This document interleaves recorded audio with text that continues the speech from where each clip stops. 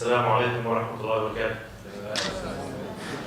بسم الله والحمد لله والصلاة والسلام على رسول الله صلى الله عليه وسلم. رب اشرح لي صدري ويسر لي أمري واحلل عقدة من لساني يفقهوا قولي.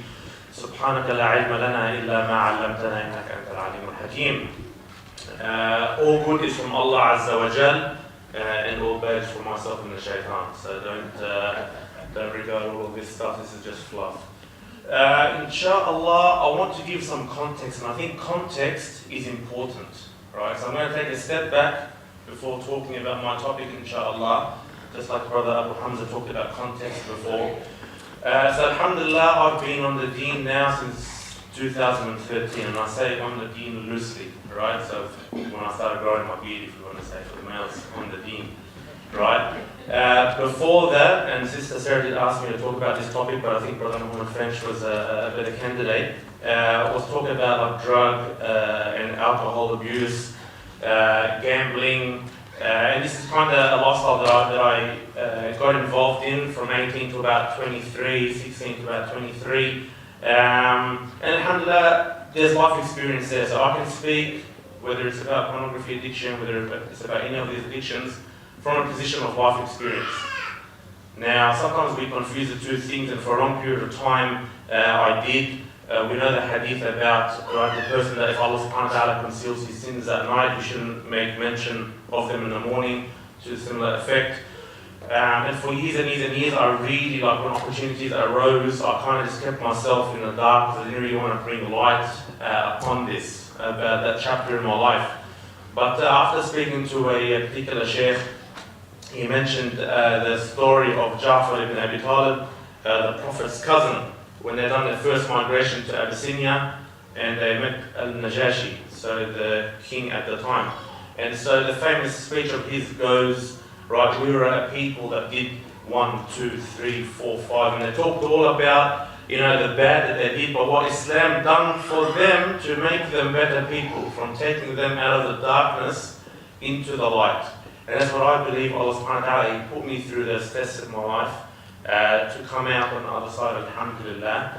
And we ask Allah subhanahu wa ta'ala to keep us sincere and steadfast. To be able to shed some light from a practical perspective and also from a theory perspective. Now, alhamdulillah, I finished 2 diplomas in the last year and a bit, one in counselling and one in case management in community services. So that's enough about me. Inshallah, what I'd like to do, this isn't going to be about me standing up here and talking and you sitting there and listening. I do want to see a bit of engagement when I do workshops. I like to get engagement from the crowd. So if I hear silence, I'll be awkward as well and be silent till people talk. So, and I want this to be a mixed response from males and females, inshallah. So putting the context now to the side, you would have seen some chairs on the side, right? Now I know you guys just sat down and I'm all up for organized chaos. So what we'll do, inshallah, I'll get you guys to stand up. The females, there's some chairs on your side. The males, there's chairs on your side. If we get maybe those lights on as well.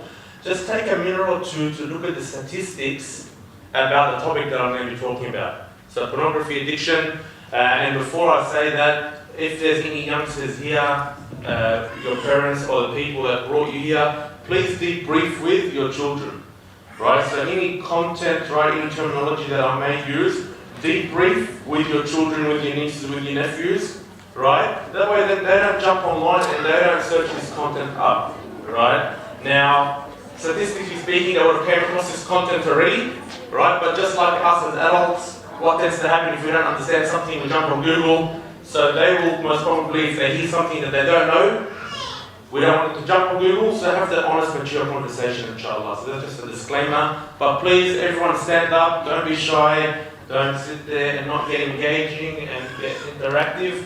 I will pinpoint you out and make sure that you contribute, inshallah. So just spend a couple of minutes around the chairs.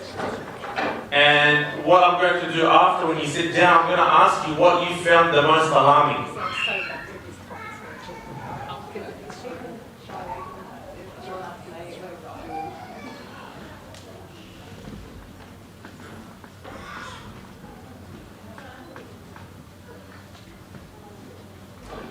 So I'll give you another minute, inshallah. Right? It is one of those topics that's still, right, brushed underneath the carpet. So it's important that we really get hands-on, we break those stereotypes together, right? We have an open mind, inshallah. We'll give you another 30 seconds. Have a look at the statistics. They're recent statistics. A few of them are Australian-based. Yeah. We'll sit down, inshallah, and we'll talk about what you found the most alarming. Yes, I've got the mic here. So you do the sisters, I'll do the brothers? Yeah. So we're going to find these statistics alarming, even though they're only here in Australia. So imagine the world. Yeah. So some are Australian statistics and some are international statistics, but I thought for the sake of understanding it from an Australian perspective, we'll chuck in some stats in there. So if you want to make your way back to your seats, inshallah. Nobody fainted, so that's a good sign.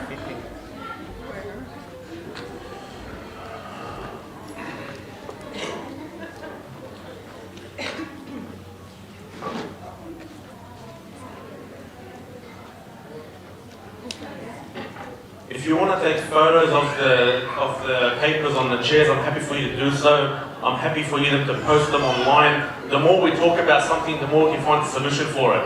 Right? So whether you want to take photos of it, you want to write them down in your notes, I'll leave them there after my talk, inshallah. You can post them on social media. Once again, it doesn't mean because you're sitting in this workshop or this talk is affecting you directly. It could be a friend, it could be family, inshallah. And just remember, there's a notepad in each show bag. So we'll make our way back to the seat, inshallah, our seats. This one here really concerns me. Which one is that? Pornhub is one of the largest porn websites on the internet. It has access to information about hidden desires and fetishes. And I'm not saying the other word. What does it do with the information that it collects? So I'm going to ask you that one. I really want to know. Okay. All right. Just a few more sisters back on the chairs, inshallah. That's all right. I'll just read one of these out while we're waiting for everyone to take their seats. On average, Australians spent 9 minutes and 44 seconds per visit to Pornhub, landing us at number 5 in the time spent per visit ranks. Ahead of us, there was Canada, the US, South Africa, and the Philippines at number 1. SubhanAllah.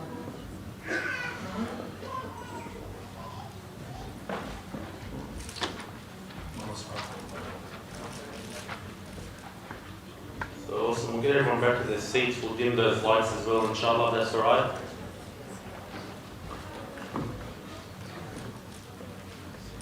So pornography addiction falls under the term visual addiction. So visual addictions, what I deal with is pornography addiction, gaming addiction, and internet addiction, so social media. Now, if anyone's looked at my shirt, carefully, what do you see? Social stranger. And then the icons, what do they say? Faith, Salah, Yaqeen, leader. So each one of these starts with a particular letter. Snapchat starts with S, replace it to Salah. Twitter starts with T, Taqwa. So Alfred Doll's College, the place that I work at this point in time right now as we speak, they're doing a camp for 3 days about this topic and gaming addiction and internet addiction and us living in the 21st century, how technology has taken over. So inshallah we'll go maybe around with the microphones and we'll see what statistic you found the most alarming. Once again, let's nurture, a good environment here. Let's have a conversation. Let's break those stereotypes, inshallah. I don't want to hear silence. Hey, I've got a brother here, first one. Inshallah. Brad Pitt, tabarakallah. Assalamu alaikum. I mean, all the statistics are pretty crazy, but I mean, the fact that 30% were women, I mean, that's pretty good. Yeah. I would have thought it would be 100% men. No. That's the honest truth. No. That's what I thought. Yeah. So I've had clients before that have come in. I deal with the male clients, the sister Kalisha, she deals with female clients that are addicted to pornography. There's been couples, married Muslims, that have watched this content together. Yeah. What else did we find alarming? Maybe someone from the sister Someone from the side? sisters? Someone putting their hand up. Don't be Yeah. shy, sisters. Jazakallah khair. I think for me, the most alarming one was that 85% were men and that 50% of that were married. That was, so I like the point you reinforced that marriage wasn't the solution to pornography. Yeah, so generally speaking, when we talk about this, we think, you know what, just get married, brother, it's alright, you know, get married, sister, you'll be fine, inshallah. With data that I have with the clients that I've seen since 2017, 50% of my clientele are married with kids. These are brothers, right, that pray at the front row. These are brothers who are married. These are leaders in the community, khatibs, imams, huffaz of the Quran. Sister Kalisha has seen a lot of sisters as well, whether they wear hijab, jilbab, niqab. We're not here to alienate them, right? This is once again something that needs to be talked about. And so we're coming here together in a non-judgment environment to talk about it. Maybe we'll get one more from each, inshallah. I still feel like everyone's a bit tense. I know it is a tense topic. Probably you've never come across a workshop before that talks about this. So inshallah, let's just, try and relax. Brother, just statistically, there's going to be people here that belong to those posters. Now, how is your lecture going to make them feel comfortable about their addiction? Where's the sensitivity to help them? Yes. So just like any other taboo, just like any other addiction, whether it's drugs, alcohol, gambling, sex, right? Everyone's addicted to this. And we're not coming here to pinpoint these people and talk about this sin that they have, right? We're taught not to hate the individual, we're taught to hate the sin. And I think everyone will share that sentiment with me. We're not here to alienate the individual and make them feel, right, more demonized. So we're here to come here in a non-judgment environment and talk about the sin itself and not the sinner. So inshallah, by allowing us to talk, openly talk, once again, it doesn't mean because you're sitting in here that you yourself have the addiction. You yourself we're talking to. You might know a friend, you might know a family member, you might have a nephew or a niece, right, that is struggling with this. So inshallah, this workshop is of a general nature. Assalamu alaikum. It is pretty alarming and pretty shocked at the statistics, but I actually want to ask, is there an age group, the youngest sort of the age group, like, is the research, that's very interesting. Yep, so I think it was 10%, there's a lot of stats, so I tend to forget, but I think the research was under the age of 10% of people watch pornography, or something like this. So imagine under the age of 10, sometimes we think, you know what, why are we bringing this topic to light? Our children should be, their ears should be covered, they should bury their heads in the sand, they don't come across this content. I can tell you something, because I teach in an Islamic institution, a lot of my students come out to me. In the beginning, they may not come out to me face to face, right? But a lot of them have been on social media and they'll reach out through there first. And then we'll sit down for a coffee, we'll sit down for a hot chocolate or whatever the case is, and we'll break the stereotype together. They have told me themselves, right, and some of these students are as young as 12, that they started watching this stuff at the age of 9. Now, as long as a child has unlimited access to Wi-Fi on their tablets, on their smartphones, right, then they're going to come across this intentionally or unintentionally, right? There's, I think, an article on Channel 7 recently. I think the reporters, they made a fake account into TikTok or Instagram or one of those apps, and they started to play around with TikTok, was it? Or TikTok. I think it was TikTok. So, I'm kind of in the middle between, my parents and, the younger guys. I was born here, I went to school here. So I've got that life experience to be able to, identify some of these problems and try and put some practical tips in. Maybe we'll get one more from the sisters and then we'll get into it. The sisters side. Assalamu Assalamu alaikum. The main pornography that women are watching is lesbian porn. Why is that the case? That's a good question.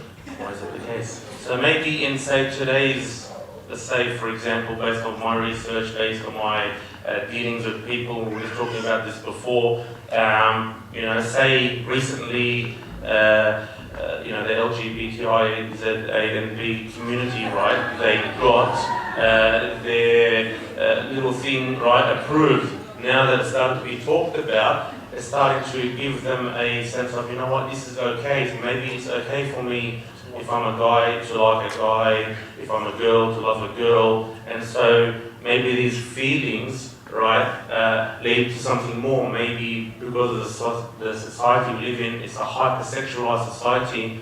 I know I'm from Sydney. If I walk down Bankstown Centro, right, half the advertisements walking in are pictures of, half-naked ladies, selling, could be selling a car, could be selling, lingerie, could be selling food. What's a half-naked lady doing, on the billboard or, on the shop front selling food, right? So maybe because society is geared, right, with all these images, the saying in English goes, in sales, I used to work at sales, I used to work at a first shop called Politics, similar to YD and Taracash. They'll have females selling clothes and they'll say sex sells, right? So you see the ladies will come and she'll wear, a shirt half opened, mini skirt, pencil skirt, whatever the case is, and slowly that attraction starts building. See? We have the mobile phone is a computer these days. Growing up watching porn was really hard. You had to wait until everyone leaves, but now we have the access through the phones. Technology has taken a big part of this as well, with the addiction. Most definitely. That's one of the things that we talk about, not in this presentation, but accessibility. Right, so back as well in the day, I used to work at Video Easy when I was younger. You see sometimes people walking in, or a group of people walking in, and you're like, you know what, which section they're going to go to, right? This is going back like 16 years ago, perhaps, right? Now, don't need to go into Video Easy. Probably Video Easy doesn't even exist, like Blockbuster, for example, gone. Now, jump on Netflix, jump on your phone, right? One website, and boom, you've got free unlimited access. So accessibility is definitely something that has added fuel to the fire. So inshallah, I'll make another disclaimer, right? Some people will have a conversation with me, right? And believe it or not, they'll be like pro-porn. Some people will be like, what's wrong with the bit of porn? There's nothing wrong with it, right? In the West, I used to work corporate. A lot of, the people that I hung around with back in the day weren't Muslims, right? So some of, the conversation that I had with them was seeping.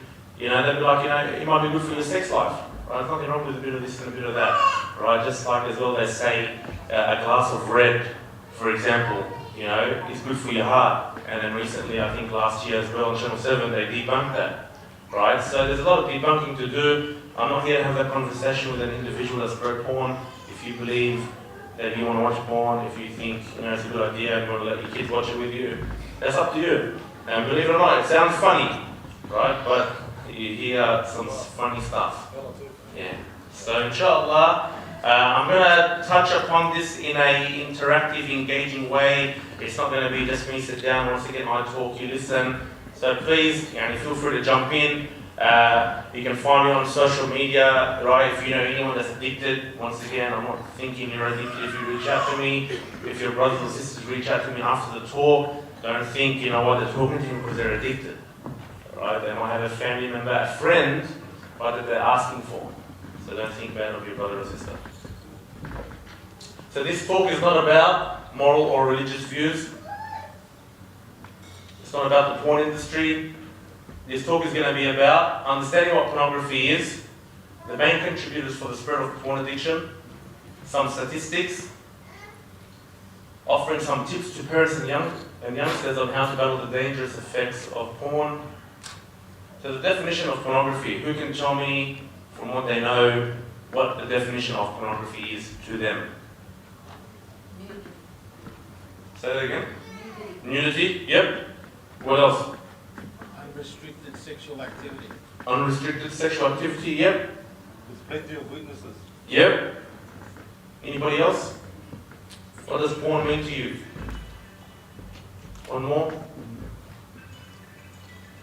Okay. So So like you guys summed up, typically referred to as porn as any material, whether written, visual or otherwise, that consists of sexually implicit material, explicit material that is intended to sexually arouse. But this is not the porn we're going to be talking about. We're talking about what? Defining mainstream hardcore pornography. Right? So it's a free online material that depicts individuals or groups engaging in sexual behaviors where inequity between the partners, between the parties is clear, violence is observed or audible, where degradation, humiliation, punishment and extreme submission appear to be the general objective of the power dynamics or behavior depicted. Now I want to take a moment here and add some commentary. 66% of Australians, they get their sex education through pornography. 66% of Australians, right, get their what? Their sexual education from pornography. Now this is a problem. It's a problem when in the third line, degradation, humiliation, punishment, and extreme submission appear to be the general objective. So imagine what we're priming our minds to, whether it's males watching this stuff, which we saw the statistics, 93% I think it was of males are watching this content. Imagine if someone is coming across this content at the age of 10, right? Intentionally or unintentionally, right? I've heard it from my students, adults, right? They'll mention, you know what, sir, I'm in a Muslim school, they'll send me this link. Open it, it will help you with your math exam. They open it up, and boom, what they've seen, they can't take it out of their mind. They jump on Google, they research, and there's a vicious cycle in between. So imagine from the age of 10, imagine the age of 12, right? The content that they're receiving, right? What message is that sending? When the content is humiliating, there's hair pulling, there's slapping, there's choking, there's punishing, right? You can imagine, right, if this is our children, and I want us to take a step and think about this, if this is your child watching this, and then it's time to get married, right, and you marry your daughter off to this young man, or vice versa. Imagine this young kid, you're thinking, you know what, sex education, I know how to do this, I've watched it for 10 years of my life. And he starts doing things, right, because his mind's primed and thinking that this is what a woman wants. And then we see why divorce, for example, is on the up and up. It's dangerous. I think it was America, 1 million divorces every year. This is an old statistic. 1 million divorces every year. Out of those, 50% of them are due to one partner being addicted to pornography. So imagine 500,000 people out of those million that are getting divorced is due to one of them being addicted to pornography. So some scary stats. These are 2018 stats. Now if I can go off my memory, I'll try and give you some 2019 stats and you'll see an increase in just 1 year. So in 2018, 33.5 billion visits to one website. 33.5 billion visits to one website. How many billions of people are there in the world? 7.68 billion people in the world. That's one website. In 2019, if my memory serves me correctly, it jumped up to about 42 billion. One website, 1 year.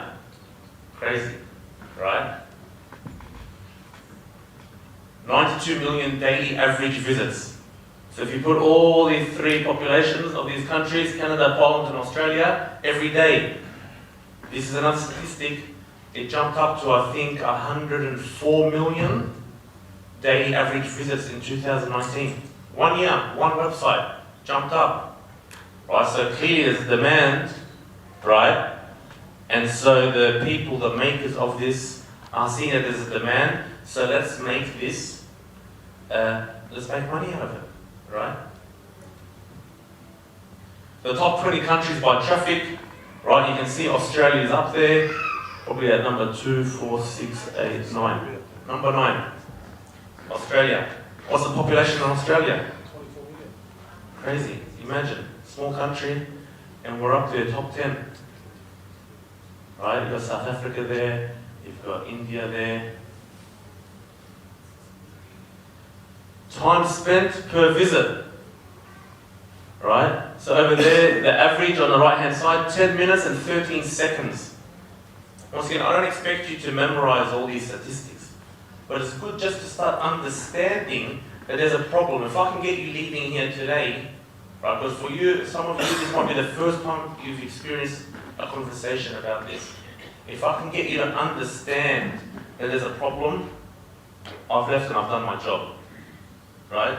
It'll be up to you to do your further research, right? How can you protect the flock in your household? Okay, we do have a problem. Obviously, the statistics say it. Now, is there going to be a solution to this? Because I'm getting a bit interested. Yep, so with every problem, I'm a solution-focused individual, right? So there's always a problem in the world, there's always a solution for it. So towards the end of this workshop, inshallah, towards the end of this talk, 2005 was kind of when high-speed internet started coming out, right? This content was coming out heavily, right? Wi-Fi. So imagine, my parents would have been the same. I got my kid in a Muslim school, he done some Quran when he was young. What happened to me? We've got another scenario. What are we thinking of this scenario there? That's right. So you've got those, yeah, you know what, it's a problem, but inshallah they won't. They're hopeful. No, you know what, I've not trusted my child, right? And we should trust our children.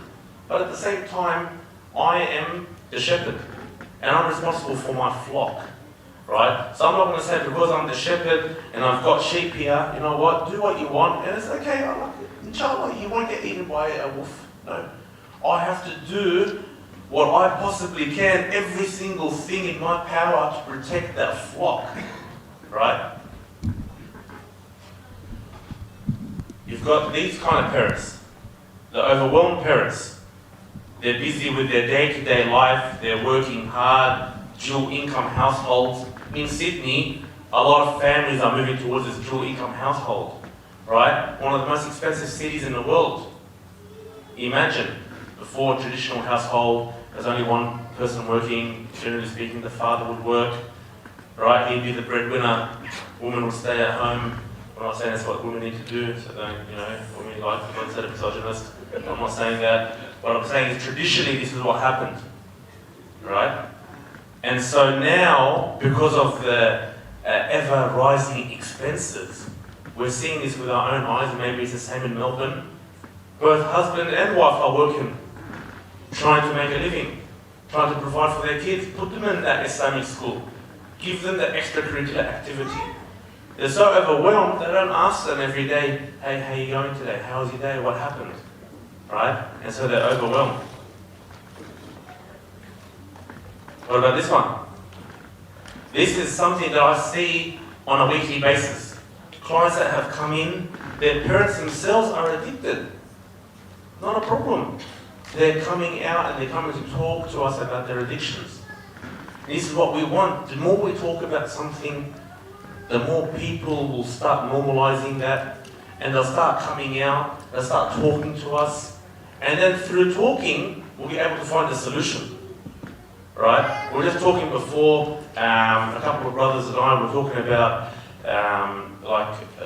individuals that identify themselves as, part of the LGBTI community, right? So I've got a client, for example, he comes out with us on all our programs every week. He doesn't engage in the sin, right? So he identifies as being a homosexual, but he does not act in the sin. So I spoke to a professor, Muslim professor, and we were talking about it, whether it's desire for drugs, for alcohol, right, for money, for sex, for anything, right? This individual has a particular desire, right, to be with the same sex. Now he's fighting his nafs, she's fighting her nafs, right, not to engage in this sin. They're getting rewards because they're not engaging in the sin, they haven't committed the sin yet. So we need to have a merciful outlook, a compassionate outlook, especially people working in this realm. I think I met a brother at the back. He deals as well in the My Center project with a lot of people. We need to deal with clients, right, with a merciful outlook, with a compassionate outlook. And the more we talk about it, the more we normalize the conversation, the more people will reach out for help. You've got parents like this, right? And you can just swap this with any other addiction. We used to do drugs. We used to do alcohol, right? We used to gamble. That's all right. This is what we see as well. We used to see it. It's okay. We had a student, he was watching this in class. He's in a Quran class, watching this content. His teacher caught him, called up his mum. All right, single parents. Assalamu alaikum. Your son was caught watching so-and-so. So she's like, okay, I've got a question to ask you. Was this gay in nature? He's like, no, it wasn't. She's like, what's the problem? Everyone watches this. So imagine that outlook from the mother, right? And I'm not saying she was addicted to it, but we've got parents that say, you know what? It's normal. Let it be. They'll learn, they'll grow, they'll go back to their roots, right? And then you've got the I have no clue parents. Once again, in their own little bubble, not really giving it much thought. It's alright. They never really experienced this stuff. My parents, alhamdulillah, for them, they're a bit different. They came here in the 70s, they came here when they were young, so they saw a lot of stuff that was happening around. A lot of our parents, our grandparents, that maybe didn't come as young, came recently, for example, right? Coming from the country, back home. This stuff, no way in the world should happen back home at their age. Or it wasn't talked about anyway. So they have no idea. So I'm going to give some tips on how to battle pornography and its harms. I'm happy for you to take snaps of this on social media. I'm always talking about this stuff, so you can follow me on socials, whether it's Instagram or Facebook. And if you know anyone that's in need of help, I'm happy to offer my services. I think in the future I'll be coming out again through Muslim, through organisation Sarah is running, and inshallah, I'm more than happy to try and offer that support, right? And I just wanted to thank Melbourne Muslims and Sister Sarah and the team for really putting this program on. I was meant to say this in the beginning, so maybe just give them a round of applause for putting this together. It is really something that's important. Sister as well, Ustadha Jamaluddin, she's the one that done the connection between myself and Sister Sarah. So it's good to see that, people are watching, people are trying to get involved in whatever capacity that they can. And inshallah, this is in Ustadha Jamaluddin's good scales and good deeds. Anybody that comes through, right, she'll get the reward for it. And I knew there was a brother, probably when I first started at the end of 2017, and I know I'm going on a bit of a detour here. He was just sharing my content like crazy. I was posting this stuff up end of 2017. People were going crazy. What are you talking about this stuff for, brother? Even my mother-in-law, she'd speak to my wife and she'd be like, what's wrong with your husband? Is he addicted to porn? Like even for her, she's Palestinian, comes from the country, and she's like, what's wrong with this guy? Right? But you gotta persevere, you gotta be consistent, you gotta keep pushing, right? And he was always sharing the content. I'm in Sydney, this guy's in Sydney, and then someone in Melbourne reached out to me.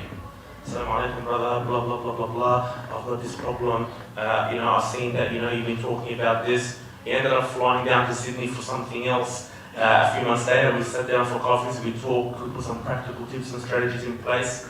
Alhamdulillah, it's on and off, right? And that's the nature of addictions, right? I'm sure Sister Sarah will talk to you about that. Brother Muhammad French, right? And I always tell my clients this, relapse is a part of the journey. You will relapse. Guaranteed you will relapse. It's going to happen, right? So sometimes there's this idea called false quitting. This is part of the education part. Sometimes you commit a sin, you're like, wallahi, I'll never do it ever again. This is called false quitting, right? Because in the brain there's so much going on, there's so many patterns, right, that if you don't make a change, if you don't have a good environment, if you're not speaking to a professional, right, whether it's a psychologist, a psychiatrist, you're not speaking to your GP, you don't have a good support network, right, you will relapse again. There's a saying that goes, if nothing changes, nothing changes. I think it was Mousad that mentioned this, right? And it's a simple statement. If nothing changes, nothing changes. So we have to make that change. So educating yourself will help with this. The more you start educating yourself about this, you start educating yourself about addictions, in whatever capacity, this will help you. So, in terms of the home and school protection in Sydney, we've got a deputy principal who's started to implement this concept as of last year, a call-only phone. So students, children, I believe, in my personal opinion, a lot of research coming out, children should not have unlimited access to Wi-Fi. There's no need for it, right? No one's ever been able to give me a good enough reason in the last 2.5 years that I've been talking about this. Your child does not need unlimited access to Wi-Fi, right? A call-only phone, SMS phone, if it's an emergency, they can reach out to you. They can call you, they can SMS you, right? If they need to use it for studies, there's a common room. There should not be devices in your children's bedroom, in their bedrooms without supervision. Why do they need it for? All right, and this is ties into parenting. Unfortunately, we've let our devices be the parents. So it's a hard one to break, but once again, through persistence, being consistent, right?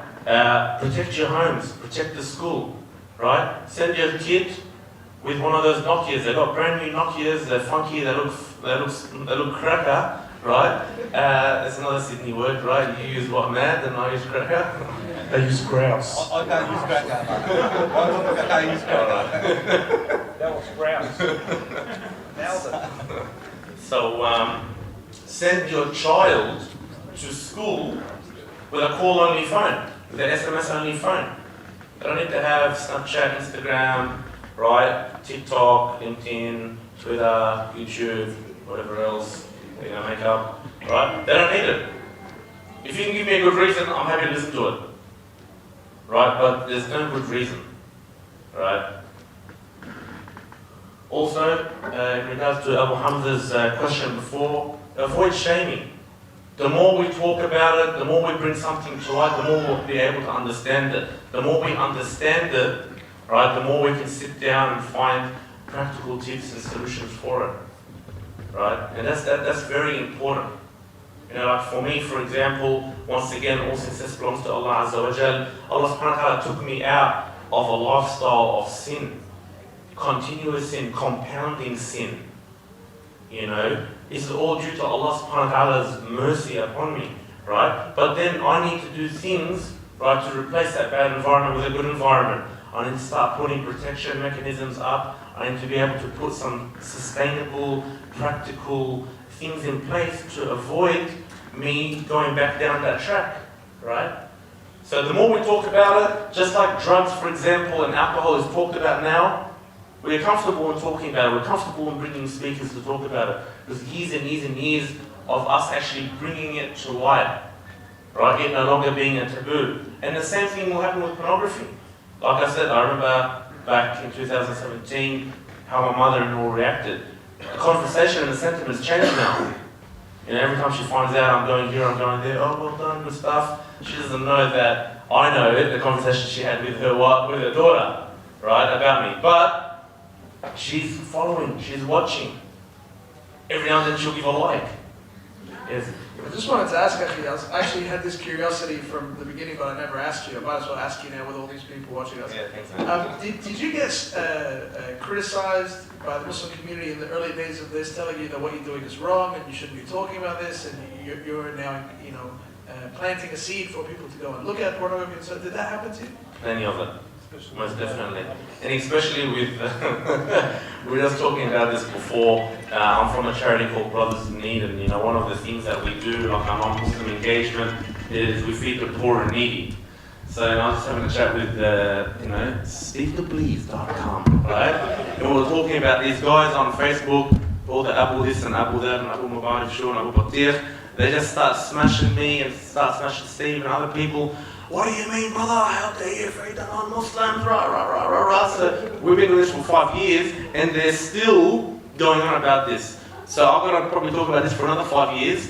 for people, take it easy a bit. In the beginning when I jumped on the stage, people were looking at me, oh, pornography. Relax. Right? It's okay, it's alright. SubhanAllah, the dawah to non-Muslims, well, it's the same thing. If we're giving dawah to someone who identifies as a homosexual or something like that, actually get criticized for giving dawah to them. Yes. SubhanAllah, so similar thing. Yeah, most definitely. Normalizing that conversation. So once again, we've got to talk about this stuff day in and day out, right? My mentor in this space is Mousad Ibrahim. So he's been going alongside Mufti Menk and the like of Mufti Menk for the last 8 to 10 years, talking about this on every stage on an international level, right? He lives in Perth at the moment. He comes to Sydney frequently. He's a counsellor at the Islamic school there. And the stories, right, the stories that come out are unbelievable. There was 2 cases, once again, we're going to probably just veer off a touch. There was 2 cases when Mousad Ibrahim was in Sydney last year. One of them was, and pornography leads to other stuff, right? So I'll give you, and maybe Mohammed French can elaborate, all right? Drugs, people want more, right? So back in the day, right, you have a bag of cocaine in a month's time, 3 months' time, it's not enough, you need to up the dosage, right? Same thing with heroin, same thing with marijuana, blah, blah, blah, blah, blah. With pornography, you don't want more, you want different, right? So today I'm watching a particular genre, another day I'm watching another genre, a month after I'm watching another genre, a year after it's turned into some sick, twisted stuff, right? We just saw on Facebook the other day the 4th most viewed video on Pornhub was of a woman with her hands and legs tied up getting punished and abused. And that was the 4th viewed video on that one website.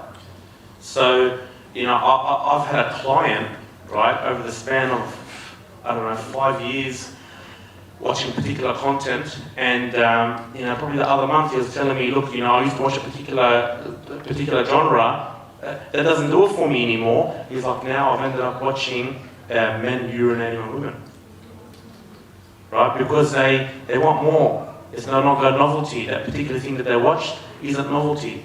So it just desensitizes the mind. Like, is that fetish acted upon in real life? Say that again? That fetish that they have and that genre they watch, do they start acting upon this? People do, in real most life? definitely. Yes, most definitely. SubhanAllah. It's sick. But once again, we talk about it, we bring it up, and we find solutions for it. Right? Once again, we have to separate the sin from the sinner. We all commit sins in different shapes, ways, and forms. All of us. Right? Myself here with a beard, I commit sins. Right? We all commit sins. We're not angels. So we will commit a sin, no problem. But we need to separate that from the individual. We need to start talking about this stuff so we can find solutions for it.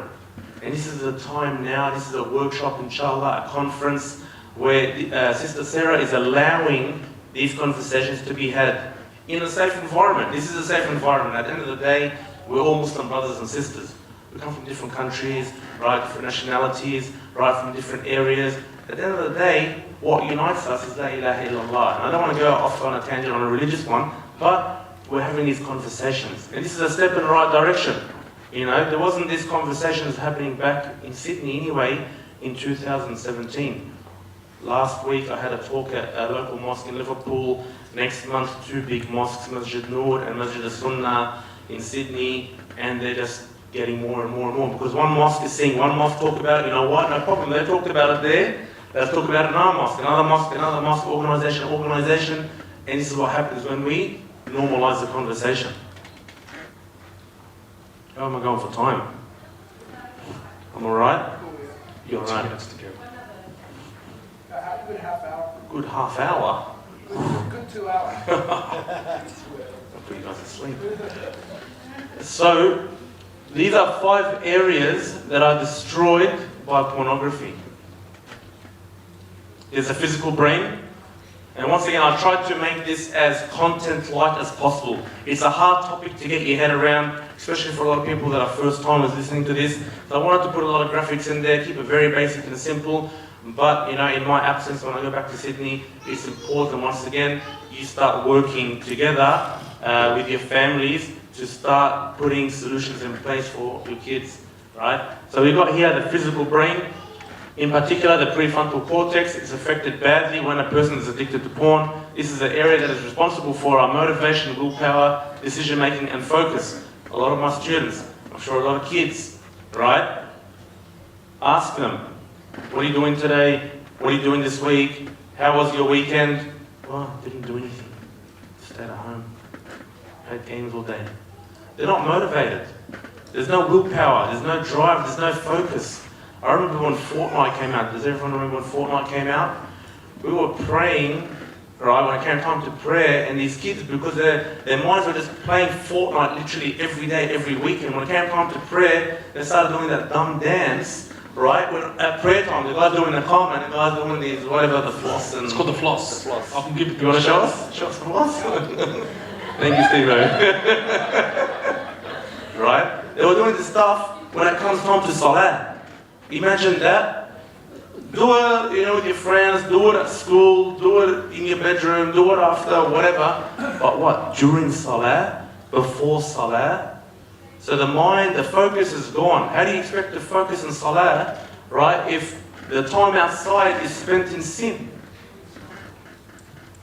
You've got children being affected. The explicit pornographic content that our children get access to could twist their understanding of how a person should treat his or her spouse in the future. They could become violent when thinking it is pleasurable for their partners. There's been plenty of cases, real life cases, statistically speaking. This is something that's happening, right? Like I said, 66% of Australians view pornography as a form of sex education. If they're watching twisted stuff, like I just said, the fourth most played video last week or last month was of someone getting punished, abused, gagged, tied up. You can imagine if they're watching this stuff, they're thinking that this stuff is normal. And if they're not having a conversation with their parents to ask what they saw, they're having a little giggle with their friends. They think it's okay, everyone thinks it's okay, so it must be alright. But if we're not opening those doors for that communication between our children, right, between our nieces and our nephews, those that we're responsible for, the teachers with their students, then nothing's going to change. Relationships. When the brain is overstimulated with sexually explicit content, a person in most cases loses interest in his or her partner. Once again, this is real stuff. Probably I've had about 50 clients come through my door since the end of 2017. Another brother that does a lot of counselling in the Liverpool area in Sydney, he sees, 3 to 6 clients every single day. On his worst day, he's got 3 clients, 6 on a busy day, right? Half of them are marriage counselling clients. So he sits together with a husband and their wife, and you ask them, he's got on his intake form, is there consumption of pornography? 80% of his clients say yes.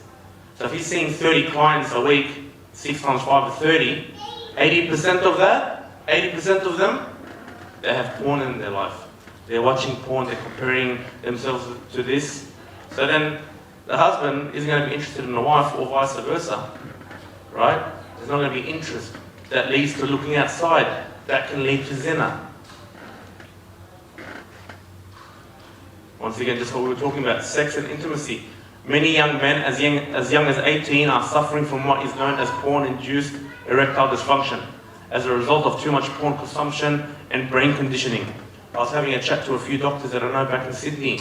They were saying as well, around 90% of the people that come in, the clients that come in, are either suffering from depression, anxiety, stress. Imagine that. Now, as a young male, right, who knows how many people commit suicide in Australia every day? How many people commit suicide in Australia every day? Some say 1, 300 is a bit much. Inshallah, not 300. 8, perfect. 8 people in Australia commit suicide every day. So per year, 356 days in a year, right? You do the maths. It's like, what, 4 to something to 8, 3,000 people nearly a year are committing suicide in Australia, first world country. 6 out of 8 are males. Now let's look here. Porn-induced erectile dysfunction, right? Now if we're saying males are consuming 93% of pornography, right? Erectile dysfunction predominantly, or traditionally, is more for the older man, the older male. Now what research is showing, now porn-induced erectile dysfunction in the age bracket 18 to 40, right, is at 33%. So males between the ages of 18 and 40 years old, they have porn-induced erectile dysfunction. So if he, as an individual, whether he's single or married, he can't, right, pleasure his wife, he can't use what he needs to use, right, then this is a problem. This can lead him to being stressed, depressed, anxious, wanting to commit suicide, having suicidal ideation. This is a problem, right? Is there any medical reason for that? Like that so-called stimulus, and it's working to the opposite of what the so-called stimulus is supposed to be doing. Do they know the medical reasons for that? I haven't read too much into the medical side of things. There was something called the super stimulant, maybe French. Do you know much about this with the alcohol and drugs? Well, they say that as a human being, if you were to give someone a piece of grass about the size of this square to cut it, let's say a bigger, much bigger, he might do it in an hour, but give him a couple of weeks, he'll do it like in 10 minutes. Same thing when you jump out of a plane for the first go, you're buckling, you're scared, the adrenaline, the rush, you have to have someone behind you, but the more you do it, the more your brain gets used to and adjusts to this stimuli, and it adapts and creates its own little safety mechanisms in what's okay and what's not. And that's exactly right. You become so desensitized to the stimuli that you just want more and more and more because it's not good for you, and there's evidence all over for that. Yes. So our mind being so desensitized, watching this content regularly, and one of the statistics that was shown was an Australian study, I think the University of Sydney. They had about 2,000 people that they'd done research on. Out of those 2,000 people, 80% of them were males, 50% of them were married. But what was it saying towards the end? That on average, out of those 2,000 individuals that researched in 2010 at Sydney University, on average they were spending 30 minutes to 3.5 hours every day watching pornography. There's one of those statistics, if I'm not mistaken, there. Just to get that effect, it's not charging anymore, it's not firing. So imagine, he's trying to get that hit that he was getting back 5, 10, 20 years ago, it's not happening anymore. So imagine, like, it goes back to the willpower, the purpose, the focus, there's none of that. Faith, many religious communities feel hypocritical about their porn consumption because of their lack of commitments to their faith, indulging further in their porn use, which makes them feel not worthy of being believers. So even though this is not a religious PowerPoint presentation, because I'm presenting to a Muslim focused audience, I just put one slide in there. A lot of the clients that come out and reach out to me, I'm sure it will be the same with Mohammed Fench, right? They're coming out, right, feeling like hypocrites. He's like, brother, I pray, brother, I teach the Quran, brother, I fear Allah, I don't indulge in riba, 1, 2, 3, 4, 5, but this is one thing I can't shake. They feel like a hypocrite. They isolate themselves. They start becoming social strangers, right? They start isolating, secluding themselves, and this is not what we need, right? We don't need to be isolated. This is what the shaitan wants. He wants us to be isolated. There's a hadith to the effect of, if there's 3 people in one town, in an encampment, in a gathering, and they don't pray together, right, the shaitan takes control of them, right? Just like a sheep, just like a wolf would eat the stray sheep. So imagine that, like the analogy the Prophet ﷺ gave, right, to the effect of the flock, the individual, the sheep by himself, right? Do we say by himself, by herself? I don't know, what do you reckon? It's the same, make both different, yeah. Right, so that sheep, right, by itself is in serious harm. So stick to the flock, don't isolate yourself. Normalize that conversation so you can seek help. When we start talking about the problems, right, then we can start finding solutions. So this is the page on social media you can find. This is one of them. So there's an AWARE campaign that we've been running now for a couple of years. Well, Ibrahim, he's the brother that's been really doing that hard work all around the world. You know, my name's down the bottom there, so you can either contact me via email, right? You can find me on social media. That's my name on social media, whether it's Instagram or Facebook. The aim is to have more of these conversations, talk about it. Like I mentioned, we need to normalize this conversation, right? It's not awkward, you know, like we live in the West, we live in Australia, right? There's land of opportunity like it goes, but also what's in the larger audience, in the larger society anyway, or on Samsung, will tell you the daily insight, right? So I'm proud to say that on my Instagram, my daily insight is 1 minute average a day. That's good. Compared to some of my students, Show me. they're on there 3, 4, 5 hours. Let's have a look. Yeah, I'll show you your friends there. 1 minute. Why? With me personally, I jump on, I post, I get off. I don't follow anyone on social media, on my Instagram account. Right, I just want to post, jump off. That's me personally. Now, a practical tip that you can do, like I said, and this is what I do with my spouse, and we can do this as well at home, whether you're single or you're not. When you enter the bedroom, and you can start off with this simple tip. When you enter the bedroom, right, leave your phones outside to charge. You don't need to take your phone into your bedroom. Because what tends to happen, if you're married, if you're not married, right, you're in bed, my wife is next to me, she's on her phone, she's on her social media accounts, I'm on my emails, I'm on my social media accounts, right? There's some conversation that can be had, right? I could go to sleep early, wake up for Fajr on time. I could start my day after Fajr, right? So a practical tip that I tell my students, that I tell my clients, leave your phones outside of the bedroom. You've had them with you all day. You've literally had them with you since Fajr, all day till the night. Some people now are sleeping with their phones with them.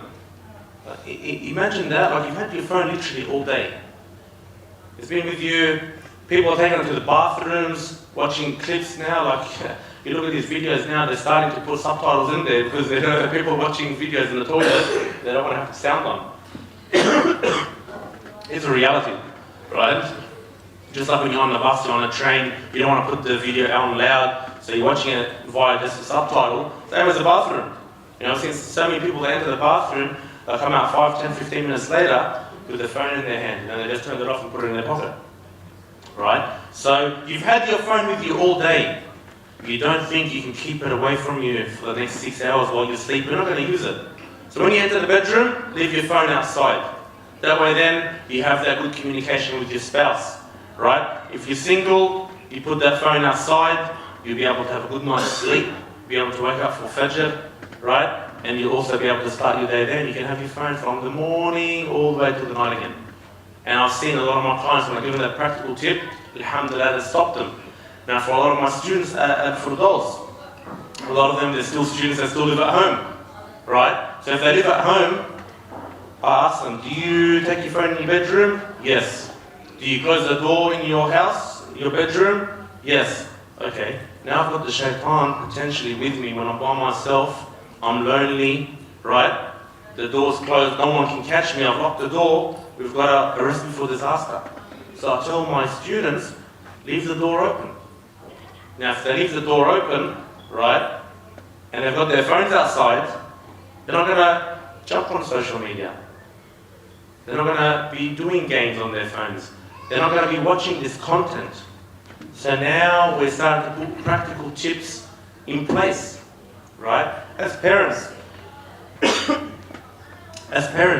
you've got filtration software systems you can download to protect the house. You've got Family Zone, Q Studio. Family Zone is a good one. It's Australian based, right? So you can write these names down. Family Zone is Q Studio. You can download these apps on your phones, on your devices, right, to protect the house from this content coming through. Once again, I want you to keep in mind, right, not everyone views this content intentionally. People do it intentionally, this also comes up unintentionally, right? You could be jumping on your prayer app, trying to find the Qibla, and sometimes like advertisements come up, right? I want to find out which way to pray. Why are all these advertisements coming up for? Same as YouTube, I want to put the Quran on at night, and boom, all these advertisements come up. Games, ads come up. Now some of these ads, they're graphic in nature, right? So this is stuff we need to keep in mind.